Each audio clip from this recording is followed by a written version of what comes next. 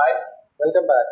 അപ്പൊ നമ്മൾ printing field process ഒക്കെ നോക്കാന്നാണ് കഴിഞ്ഞ വീഡിയോയിൽ പറഞ്ഞത്. പ്രിന്റിംഗ് ഫീൽഡ് കാണിക്കാനും പറഞ്ഞ ഒരുപാട് കാര്യങ്ങളുണ്ടല്ലോ. അപ്പൊ എവിടെ തുടങ്ങും? നമുക്ക് തുടക്കത്തിൽ തന്നെ തുടങ്ങാം. ഈ സ്ക്രീൻ പ്രിന്റിംഗ് ആയിട്ട് ബന്ധപ്പെട്ടുള്ള വീഡിയോ നമുക്ക് ശരി കുറച്ച് ബെറ്റർ തോന്നുന്നു. സ്ക്രീൻ പ്രിന്റിങ്ങിനെ കുറിച്ച് കാര്യങ്ങൾ പ്രോസസ് ഒക്കെ പറഞ്ഞ് തുടങ്ങാൻ തോന്നുന്നു അല്ലെ? അപ്പൊ അതിനെ പറ്റിയ ഒരാൾ എന്റെ കയ്യിലുണ്ട്. പിന്നെ വൈകണ്ട ശരി. അപ്പൊ നമ്മുടെ ചാനൽ ഇതുവരെ സബ്സ്ക്രൈബ് ചെയ്തില്ലെങ്കിൽ സബ്സ്ക്രൈബ് ചെയ്യുക. അപ്പോൾ ഞങ്ങൾ ഇടുന്ന എഫേർട്ട് നിങ്ങൾ വന്ന് എത്തിക്കൊള്ളൂ. അപ്പൊ വീഡിയോയിലേക്ക് പോവാം.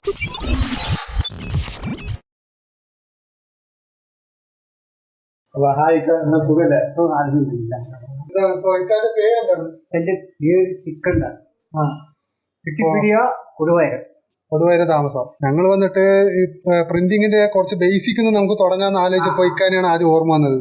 അപ്പൊ എന്റെ പരിചയത്തിൽ തന്നെ നിങ്ങൾ തുടക്കത്തിൽ കാലത്ത് തന്നെ ഈ സ്ക്രീൻ പ്രിന്റിംഗ് ആയിട്ടാണ് ഞങ്ങൾ കണ്ടിട്ടുള്ളത്. അപ്പോൾ നിങ്ങളുടെ ഈ വന്നു കഴിഞ്ഞാൽ മുമ്പ് ഇതിന്റെ ഉള്ള സ്റ്റാർട്ടിങ് സ്റ്റേജ് എന്താണ്, അതിനെ കുറിച്ചൊക്കെ ഒന്ന് അറിയാന്നുള്ള അതിന്റെ സ്റ്റോറി ബേസ് അറിയാൻ വേണ്ടി. 1970 കോയമ്പത്തൂർ ഒരു സ്റ്റുഡിയോ വർക്ക് ചെയ്തു. അങ്ങനെ ഫോട്ടോഗ്രാഫർ കോയമ്പത്തൂരിൽ സ്റ്റുഡിയോ വർക്ക് ചെയ്തില്ല, സ്റ്റുഡിയോ എന്ന് പറയും. അപ്പൊ നിങ്ങൾ ആദ്യകാലം തന്നെ ഈ ഫോട്ടോഗ്രാഫി ആയിട്ടുള്ള ഭയങ്കര താല്പര്യമുണ്ട്. ഗുരുവായൂർ ഗീത സ്റ്റുഡിയോ ഉണ്ടായിരുന്നു. അതിന് കുറച്ചൊക്കെ പഠിച്ചു. പഠിച്ചില്ല, അതിൽ അരപുറമായിട്ട് പഠിച്ചിട്ട് പോയി പഠിച്ചാണ്ട് പോയി. അതിലെ സ്ക്രീൻ പ്രിന്റിംഗ് ഫീൽഡിലേക്ക് വന്നിട്ട് എത്ര കാലം? ഇപ്പൊ എങ്ങനെ ഇതിലേക്ക് വന്നത് എങ്ങനെയാണ്? ഞാൻ തിരുപ്പൂർ വർക്ക് ചെയ്തുകൊണ്ടിരിക്കുമ്പോ അന്ന് കമ്പ്യൂട്ടർ ഒന്നും ഇല്ല. അപ്പൊ ഫോട്ടോഗ്രാഫിയിൽ കോപ്പി ചെയ്ത് വേണം ഏകദേശം ഫിലിം ഉണ്ടാക്കാം. ഏത് വർഷമായിരിക്കും? 1985 1975 കാലഘട്ടത്തിൽ, അതായത് നിങ്ങൾ ഫോട്ടോ എടുത്തുകൊണ്ടിരിക്കുമ്പോ അതിനെ സ്ക്രീൻ പ്രിന്റ് ആക്കാൻ നോക്കിയിട്ടാണ് നിങ്ങൾ ഫിലിം എടുക്കാം. ഫിലിം എടുക്കാൻ പറ്റും. ഡിസൈൻ ചെയ്ത് അത് ക്യാമറ വെച്ച് ഫോട്ടോ എടുത്ത് അത് പിന്നെ ഒരു ഫിലിമിനാക്കി ലിറ്റ് ഫിലിം എന്ന് പറയും. അതങ്ങനെ പുറത്ത് അവർ ആദ്യം തുടക്കത്തിൽ അങ്ങനെ ആയിരുന്നു. കമ്പ്യൂട്ടറൊക്കെ അന്ന് ഇല്ലാത്തത് കൊണ്ട് ഇങ്ങനെ ക്യാമറ വെച്ചിട്ടായിരുന്നു എടുത്തത്. ഫോട്ടോ ഒക്കെ എടുത്തിട്ട് ആ ഫോട്ടോനെ എക്സ്പോസ് ചെയ്തിട്ട് വലുതാക്കിയിട്ട് സ്ക്രീൻ ആക്കി കൊണ്ടിരുന്നു അല്ലെ? ഓക്കെ. അപ്പൊ ആ ഫോട്ടോന്റെ ഒക്കെ സ്ക്രീനിങ്ങിന്റെ വർക്ക് ആയിരുന്നു ആ ടൈമിൽ ഉണ്ടായിരുന്നത്. അല്ല, പിന്നെ അങ്ങനെ 1985 കമ്പ്യൂട്ടറൊക്കെ വലിയ ശിവകാശിയിലെ അങ്ങനെ ഇറങ്ങി. പിന്നെ അതെല്ലാം പാമ്പടിച്ച് നോക്കി അങ്ങനെ കാര്യങ്ങളൊക്കെ നോക്കി കുറച്ച് അങ്ങനെ വിഷമിച്ച് അതൊക്കെ പഠിച്ചു. അല്ല, പിന്നൊക്കെ ബട്ടർ പേപ്പറായി. പിന്നെ ഫോണോ ടൈപ്പ് സെറ്റിങ് വന്നു. മനസ്സിലായില്ല, അത് ഒന്നും കൂടി പറയും. ഫോണോ ടൈപ്പ് സെറ്റിംഗ് പറഞ്ഞു. ടൈപ്പ് സെറ്റിംഗ് ഉണ്ടായിരുന്നു. അത് പേപ്പറിൽ അങ്ങനെ ലെറ്റർ മാത്രം കട്ട് ചെയ്തിട്ട് അത് കോയമ്പത്തൂരിൽ ഉണ്ടായിരുന്നത്. അത് തിരുപ്പൂർ കോയമ്പത്തൂർ വന്ന് എടുത്തിട്ട് പോകും. ഒന്നായിട്ട് മാറ്റർ അടിച്ച് ഫോണിലൊക്കെ സെറ്റ് ചെയ്ത് അടിച്ചിട്ട് പോകും.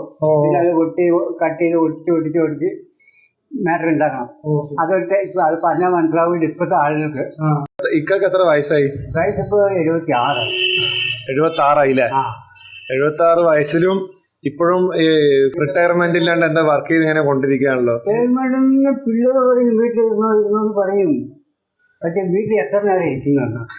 അതായത് ആള് നമ്മുടെ സിക്കന്ദർ ഇക്ക വന്നിട്ട് മക്കളൊക്കെ ജോലിക്ക് പോയിട്ട് എല്ലാവരും നല്ല സമ്പാദിക്കുന്നുണ്ടെങ്കിലും സ്വയമായിട്ട് ജോലി ചെയ്ത് ഞാന് അധ്വാനിച്ച് വീട്ടിലിരിക്കണ്ടെന്ന് പറഞ്ഞിട്ട് ഇവിടെ വന്ന് ചെയ്തുകൊണ്ടിരിക്കുകയാണ് അല്ലേ? താല്പര്യമുള്ളതാണ്. അതായത്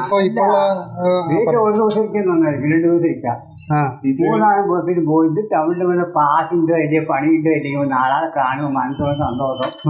ആരോഗ്യത്തിനും പ്രശ്നമില്ല. അപ്പൊ ആരോഗ്യത്തിനും മറ്റേ സന്തോഷത്തിനൊക്കെ വേണ്ടിയിട്ടാണ് ഇപ്പോഴും ചെയ്ത ജോലി ചെയ്തുകൊണ്ടേയിരിക്കുന്നത് അല്ലെ? നല്ല പരദോഷം പറഞ്ഞുകൊണ്ട് കേട്ടുകൊണ്ടിരിക്കുന്നില്ല. അപ്പൊ വീട് കൊടുവായൂരാണ് പറഞ്ഞല്ലോ. അപ്പൊ അവിടെ നിന്ന് രാവിലെ ഇത്രയും ദൂരം വന്നിട്ടാണ് ഇവിടെ നിങ്ങളുടെ ഷോപ്പിൽ ഇരുന്ന് വർക്ക് ചെയ്തുകൊണ്ടിരിക്കുന്നത് അല്ലേ? ജോലി പോലെ അത് നമ്മൾ ചെയ്തു കൊടുക്കുന്ന അവർക്ക് തൃപ്തി പൈസ കൊണ്ട് പോകുന്ന ജോലി ചെയ്യുന്ന ഒരു സന്തോഷത്തിന് അമ്മന്റെ മനസ്സംതൃപ്തിക്ക് വേണ്ടിട്ട്. ഇപ്പൊ വന്നിട്ട് ഡിജിറ്റലിന്റെ യുഗമാണ്. അതായത് എല്ലാ സംഭവം laser print, offset print, multi കളറൊക്കെ നിറയെ പ്രിന്റ് ഉണ്ട്. അതൊക്കെ വന്നിട്ടും ഇപ്പോഴും ഈ സ്ക്രീൻ പ്രിന്റ് നിലനിന്ന് പോകുന്നുണ്ട്. ആവശ്യം എന്താ സംഭവിച്ചു കഴിഞ്ഞാൽ കുറച്ച് ബനിയൻ പറഞ്ഞാൽ വെട്ട ബനിയിൽ വേണമെങ്കിൽ കമ്പ്യൂട്ടർ കൂട്ടി അടിക്കും. ഈ കളർ ബനിയനിലൊക്കെ സ്ക്രീൻ പ്രിന്റിംഗ് അടിച്ചാൽ അത് കോസ്റ്റ് എഫിഷ്യന്റ് ആയിട്ടും അത് ചില കാര്യങ്ങളിലേക്ക് ഇപ്പോൾ സ്ക്രീൻ പ്രിന്റിംഗ് ഇല്ലാണ്ട് പറ്റില്ല. ഒരു കണ്ടെയ്നർ ഉണ്ടാകും. കണ്ടെയ്നർ കൊണ്ട് ഡിജിറ്റൽ അടിക്കാൻ പറ്റുമോ? പറ്റില്ല. കണ്ടെയ്നർ, ബോക്സുകൾ അടിക്കാൻ പറ്റില്ല. ഡിജിറ്റൽ പേപ്പർ പ്രിന്റ്, പ്ലാസ്റ്റിക്, ചില വർക്കുകൾ അത് ചെയ്യും. ചില പ്രിന്റിംഗ് സ്ക്രീനിൽ തന്നെ അടിക്കണം. ശരിയാണ്, ഞാൻ കണ്ടിട്ടുണ്ട്. അതായത് ഈ വെഡിങ് കാർഡില് ഞാൻ കണ്ടിട്ടുണ്ട്. അതായത് ഈ വെള്ള കളറിൽ പ്രിന്റ് ഓഫ്സെറ്റിൽ കിട്ടില്ല, അത് സ്ക്രീൻ തന്നെ ചെയ്യണമെന്ന്. ശരിയാണ്, അതൊക്കെ ഗോൾഡ് കളർ ലെറ്റർ അതൊക്കെ അല്ല അത് സ്ക്രീനിൽ തന്നെ ചെയ്ത് തരണം. ഇപ്പൊ സ്ക്രീൻ പ്രിന്റ് ചെയ്യാൻ തന്നെ ഓട്ടോമാറ്റിക് വലിയ മെഷീനൊക്കെ വന്നിട്ടുണ്ടല്ലോ അല്ലെ? ഒരു കമ്പനിക്ക് നിറയെ പല മെഷീനുകൾ വന്നിട്ടുണ്ട്. നമ്മൾ കണ്ടിട്ടേ ഉള്ളൂ, വാങ്ങിച്ചിട്ടൊന്നുമില്ല. പല ഭാഗങ്ങളും വാങ്ങിക്കുന്നത്. ശരി, അത് നമുക്കൊരു മറ്റൊരു വീഡിയോയിലേക്ക് നമുക്ക് കാണിച്ചു കൊടുക്കാം. അവർക്ക് നമ്മുടെ ജ്വല്ലറി ബോക്സ് ചെയ്യാൻ വേണ്ടി അവര് സാധാരണ അതിന്റെ ബോക്സ് ചെയ്യാൻ വേണ്ടി ഓയിൽ പ്രിന്റിങ് എന്തോ. അതെ, ഇപ്പൊ ഒരു ജ്വല്ലറിന്റെ ഒരു സംഭവം വന്നല്ലേ, തുണിയിൽ അവർക്ക് ബോക്സിൽ ഡെക്കറേഷൻ ഒട്ടിക്കാണ്, ബോക്സ് ഒട്ടിക്കാണ് അല്ലെ? അതില് സ്ക്രീനിന്റെ ബോക്സിൽ ബാക്കി അവർ പ്രോസസ് അവർ ചെയ്തോളൂ. ഒരു ബനിയുടെ പോക്കറ്റിൽ അടിക്കാൻ വന്നാണ്, ബനിയുടെ സെക്കൻഡ് അങ്ങനെ മാറി ചില വർക്ക് നീറ്റ് ആയിട്ടുള്ള വർക്ക്, ചില അത്യാവശ്യം കൊടികൾ 1-2 കൊടികൾ ഏതെങ്കിലും മറ്റേ ഫ്ലാറ്റ് വരും, അതൊക്കെ അടിച്ചു കൊടുക്കും. അല്ലാണ്ട് കണ്ടിന്യൂ ആയിട്ട് സ്റ്റിക്കർ ആവാത്ത വർക്ക് എടുക്കും. നമുക്ക് മനസ്സിലേക്ക് പിടിച്ച വർക്ക് എടുക്കും, അല്ലാത്ത വർക്ക് ആള് ഈ പ്രായത്തിലും തിരക്കുള്ള ആളാണ്. നമ്മളിപ്പോ ഷൂട്ട് വീഡിയോ എടുത്തുകൊണ്ടിരിക്കുമ്പോൾ തന്നെ 1-2 കസ്റ്റമേഴ്സ് വന്ന് സ്ക്രീനിൽ ബോക്സ് വാങ്ങിയിട്ട് പോയി, സ്ക്രീൻ പ്രിന്റിന്റെ സംശയങ്ങളൊക്കെ വന്ന് ആളുടെ അടുത്ത് ചോദിച്ചിട്ട് പോയി. അതായത് മറ്റുള്ള സ്ക്രീൻ പ്രിന്റ് ചെയ്യുന്ന സ്ഥാപനങ്ങളടക്കം പുള്ളിയുടെ നോളേജ് ഇപ്പോഴും ഓരോരുത്തരും വന്ന് സ്ക്രീൻ പ്രിന്റ് എങ്ങനെ ചെയ്യണം, എന്ത് ചെയ്യണം ചോദിച്ചു കഴിഞ്ഞാൽ പറഞ്ഞു കൊടുക്കലും, സ്ക്രീൻ പ്രിന്റ് അവരെന്തോ ലീക്കായി എന്നൊക്കെ പറഞ്ഞപ്പോൾ കൂടും ഡെമോ ചെയ്ത് കാണിച്ചു കൊടുത്തിട്ട് ഇങ്ങനെയാ ചെയ്യേണ്ടതെന്നൊക്കെ പറഞ്ഞ് പഠിപ്പിച്ചു കൊടുത്തുകൊണ്ടായിരിക്കുന്നത്. അപ്പൊ നമ്മള് ഇതൊരു സ്ഥാപനമല്ല, ഒരു ചെറിയൊരു ഇൻസ്റ്റിറ്റ്യൂട്ട് പോലെയാണ് ആള് ഇരുന്നുകൊണ്ടിരിക്കുന്നത്. ഇപ്പോൾ നമ്മുടെ കുട്ടികൾ വന്നിട്ട് ഇൻസ്റ്റിറ്റ്യൂട്ടിൽ പോയിട്ട് കോഴ്സ് ചെയ്യുന്ന നേരെ ഡിസൈനിങ് എന്ന് പറഞ്ഞിട്ട് അതിൽ ഡിസൈനിങ്ങിന്റെ ഔട്ട് ആ സ്ക്രീനൊക്കെ ചെയ്യുമ്പോൾ അതിന്റെ ഡിസൈൻ ചെയ്ത് കൊടുക്കും. ഈ പറഞ്ഞ സിംഗിൾ കളർ ആയിട്ട് ഇപ്പൊ കാണിച്ചില്ലേ, അതിനൊക്കെ ഡിസൈൻ ചെയ്ത് കൊടുക്കും. അതിന് ഫൈനൽ ഔട്ട് എങ്ങനെ വരുന്നുള്ളതൊന്നും ആരും പറയില്ല. അപ്പൊ ഇക്കമാരുള്ള ആൾക്കാർ ഇതുപോലെ അതെ, നമുക്ക് പ്രിന്റിംഗ് പ്രോസസ് ഒക്കെ കാണിച്ചാല് ഔട്ട്പുട്ട് എങ്ങനെയാന്ന് കാണിച്ചാല് ഡിസൈൻ ചെയ്യുമ്പോൾ അതിനനുസരിച്ച് ഡിസൈൻ ചെയ്യാനും ബാക്കിയുള്ള ചെയ്യാനൊക്കെ അവർക്ക് പറ്റുള്ളൂ. ഇപ്പോ സ്ത്രീകൾക്കൊക്കെ വീട്ടില് പഠിച്ചു കഴിഞ്ഞാൽ ഒറ്റയ്ക്ക് ചെയ്യാൻ പറ്റുമോ ഈ ഫീൽഡ്? സ്ക്രീൻ പ്രിന്റിംഗ് ബോക്സ് ഒക്കെ അവരവരുടെ ഇൻട്രസ്റ്റ് ആയിരിക്കും. അതായത് പഠിച്ചു കഴിഞ്ഞ് പിന്നെ അവരുടെ ഐഡിയ വെച്ചിട്ട് താല്പര്യം ഉണ്ടെങ്കിൽ ഏത് ബിസിനസ് എന്തും പഠിച്ചെടുത്ത് ചെയ്യാൻ പറ്റും എന്നാണ് നിങ്ങൾ പറയണത് അല്ലെ? ശരിക്കും പറഞ്ഞാൽ ഒരു ചെറിയൊരു കമ്പ്യൂട്ടറും പ്രിന്റ് എടുക്കാനുള്ള ഒരു ഫെസിലിറ്റിയും കൂടി വീട്ടിൽ തന്നെ ഉണ്ടെങ്കിൽ ഇതുപോലെ സ്ക്രീന് വീട്ടിൽ തന്നെ എടുത്തിട്ട് കൊടുക്കാവുന്ന കേസേ ഉള്ളൂ. ഇപ്പൊ ഈ ബട്ടർ പേപ്പർ നമുക്ക് സാധാരണ പ്രിന്ററിൽ എടുക്കാൻ പറ്റും. ലേസർ പ്രിന്റ് അല്ലേ? ബ്ലാക്ക് ആൻഡ് വൈറ്റ് ആയിട്ടാണ് നമ്മൾ ചെയ്യുക. ഡിസൈൻ ചെയ്യുമ്പോൾ ബ്ലാക്ക് ആൻഡ് വൈറ്റ് ആയിട്ട് ഡിസൈൻ ചെയ്തിട്ട് ഇതുപോലെ സാധാരണ പ്രിന്ററിലാണല്ലോ എടുക്കുന്നത് അല്ലേ?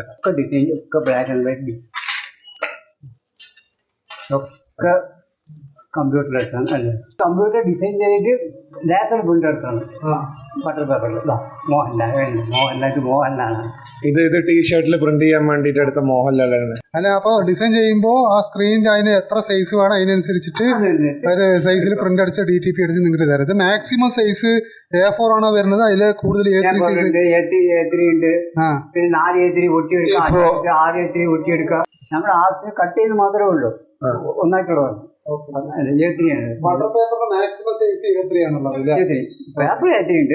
പിന്നെ എത്ര വേണം വലുപ്പത്തിൽ നമ്മൾ ജോയിൻ ചെയ്യേണ്ടി വരും. 4 A3 എടുക്കുക, അങ്ങനെ കട്ട് ചെയ്ത് കൊടുക്കും.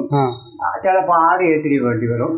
അത് അവർ വലിപ്പം 2-3 4 A3 എടുക്കും അല്ലേ? ഇപ്പൊ കാർഡ്ബോർഡ് ബോക്സിലൊക്കെ ഇതുപോലെയല്ല സിംഗിൾ കളർ ഗ്രീൻ പ്രിന്റിംഗ് ഒക്കെ അടിക്കാൻ പറ്റും അല്ലേ? ഏകദേശം കാർഡ്ബോർഡ് ബോക്സിൽ സൺപാക്കിൽ വരുന്ന പോസ്റ്റ് അല്ലേ? നമ്മൾ ഓരോ വഴിയോരങ്ങളൊക്കെ കാണാറുണ്ട്, കമ്പി വേലിയുണ്ട്, മറ്റേ സ്ലാബ് മാതിരി. കൂടുതലും ഈ സ്ക്രീനാണ് കാണുന്നത്. മൾട്ടി കളറും അടിക്കാം. പക്ഷെ ഇപ്പൊ കമ്പ്യൂട്ടറും ഇതൊക്കെ വന്ന പിന്നെ അതിൽ ആരും നനക്കരുത്. സ്ക്രീനിന്റെ മൾട്ടി കളർ അടിക്കാം, അതിന് പിരിയും കത്തി പോണ അവിടെ പോണ പണി. അതെ, പണ്ട് കാലത്ത് പ്രിന്റിംഗ് ഇല്ലാത്തതുകൊണ്ട് സ്ക്രീനിൽ തന്നെ 4 കളർ വെച്ച് കഴിഞ്ഞാൽ അത് മൾട്ടി കളർ ആയില്ലേ? സാധാരണ ഇപ്പൊ നിങ്ങള് നമുക്ക് സ്ക്രീൻ പ്രിന്റിംഗ് കാണിച്ചിരുന്നത് അത് എന്ത് ഇങ്കാണത്? അത് PVC ഇങ്കാണല്ലേ? അത് പെയിന്റിൽ കലക്കുന്ന റെഡ്യൂസറും പിന്നെ വാഷ് ചെയ്യാൻ എന്താ ഉപയോഗിച്ചു? ഇപ്പൊ നിങ്ങൾ വാഷ് ചെയ്ത് കാണിച്ചതല്ലേ നമുക്ക്? റെഡ്യൂസർ റെഡ്യൂസർ വെച്ച്. അപ്പൊ സ്ക്രീന് മേക്ക് ചെയ്യാൻ വേണ്ടിട്ട് ഒരു ബ്ലൂ കളർ ചെയ്തില്ല, അതെന്താണ്? പോളി ബ്ലൂ അല്ലെ? പോളി ബ്ലൂ ഇട്ട് കഴിഞ്ഞാൽ നമുക്ക് സ്ക്രീൻ പ്രിന്റ് ട്രാൻസ്ഫർ ആവും.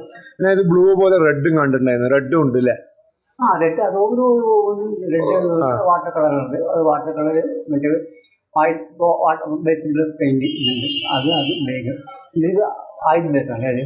അപ്പൊ ഈ സ്ക്രീനിന് വേണ്ട ഈ ബോക്സ് ഒക്കെ ഇല്ലേ, ചെറിയ ബോക്സ്, ഇതൊക്കെ എവിടെ നിന്ന് മേടിക്കണോ ഉണ്ടാക്കണോ? വാങ്ങിക്കാൻ കിട്ടില്ല. റെഡിമെയ്ഡ് സ്ക്രീൻ ബോക്സസ് ഒക്കെ മേടിക്കാൻ കിട്ടില്ല. ഇപ്പൊ സ്ക്രീനിന് ഉപയോഗിച്ച മെറ്റീരിയൽ ഉണ്ടല്ലോ, അതെന്താണെന്നൊന്ന് പറഞ്ഞുതരാൻ പറ്റാതെ? ഇത് മെഷ് എന്ന് പറയും.